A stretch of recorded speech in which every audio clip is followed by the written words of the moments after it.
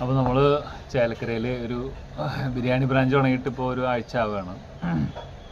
അപ്പോൾ നിങ്ങൾ എത്ര ദിവസം പഠിച്ചതിന് ശേഷമാണ് തുടങ്ങിയത്? ഞാൻ മൊത്തത്തിലൊരു 10-11 ദിവസം ട്രെയിനിങ് എടുത്തിട്ടുണ്ട്. രാവിലെ മുതൽ ഉച്ച കഴിഞ്ഞ വരെയുള്ള ഒരു ട്രെയിനിങ്ങാണ് എടുത്തിട്ടുള്ളത്. എങ്ങനെയാണ് ഇത് അറിയാനുള്ള കാരണം? എങ്ങനെയാണ്? ഞാൻ യൂട്യൂബ് ചാനലിൽ കണ്ടിട്ടായിരുന്നു, പിന്നെ ഗ്രൂപ്പുകൾ വഴിയിട്ട് അങ്ങനെ മെസ്സേജ് കണ്ടിട്ട് അങ്ങനെ വന്നത്. ശരി, നിങ്ങൾ ബന്ധപ്പെട്ടിട്ട് എത്ര ദിവസത്തിൻ്റെ ഉള്ളിൽ ഈ സ്ഥാപനം തുടങ്ങി? ഏതാണ്ട് 1 മന്ത്, 1.5 മാസത്തിൻ്റെ ഓപ്പൺ ആക്കി. ഇത് പ്രതീക്ഷിച്ച പോലെ ബിസിനസ് ഉണ്ടോ ഈ ബിരിയാണി ബിസിനസ്? പ്രതീക്ഷിച്ചതിൻ്റെ അപ്പുറം ബിസിനസ് ഉണ്ട്.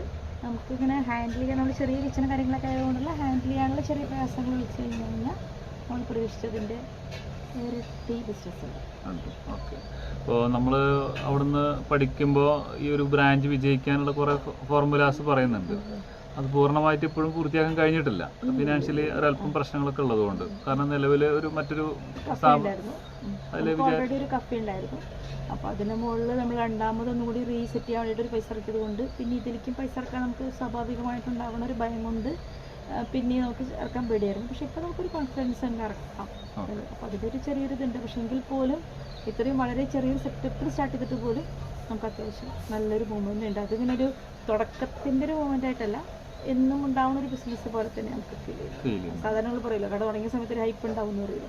അതല്ലാതെ നമുക്ക് കിട്ടുന്ന റിവ്യൂസ് കേൾക്കുമ്പോഴും അതേപോലെ ഇനി ആൾക്കാരെ കൂട്ടി വരാട്ടോ അല്ലെങ്കിൽ ഫ്രണ്ട്സിനെ കൂട്ടിയിട്ട് വരാട്ടോ എന്നുള്ള നമ്മുടെ കസ്റ്റമേഴ്സിൻ്റെ ഒരു ഫീഡ്ബാക്ക് കേൾക്കുമ്പോൾ നമുക്കത് മനസ്സിലാവുന്നുണ്ട് ഇതൊരു അപ്പന്നായിരിക്കും എന്നുള്ളത്, നടക്കുന്നുള്ളത് തോന്നുന്നു. ഇപ്പം നമ്മൾ പറഞ്ഞ മറ്റു അഡ്വർടൈസ്മെൻറ്റും മറ്റ് സ്ട്രാറ്റജികളൊക്കെ പൂർണ്ണമായും ചെയ്തു കഴിഞ്ഞാൽ എന്താണ് തോന്നുന്നത്?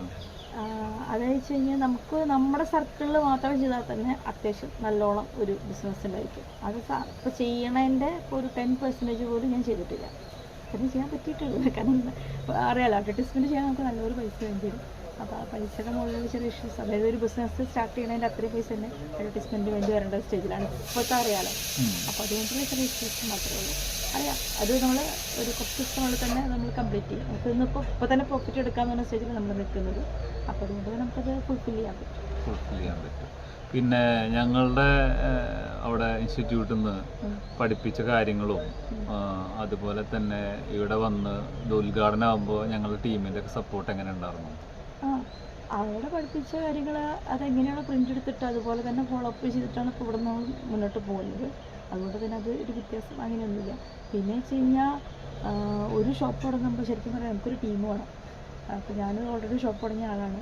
അപ്പോൾ ഒന്നിലുണ്ടായിരുന്ന ടീം നമുക്ക് വെച്ച് കഴിഞ്ഞാൽ ആദ്യത്തെ 1-2 ദിവസം നമ്മുടെ ഉള്ളിലായിരുന്നു. അതിന് ശേഷം പിന്നെ നമ്മൾ തന്നെ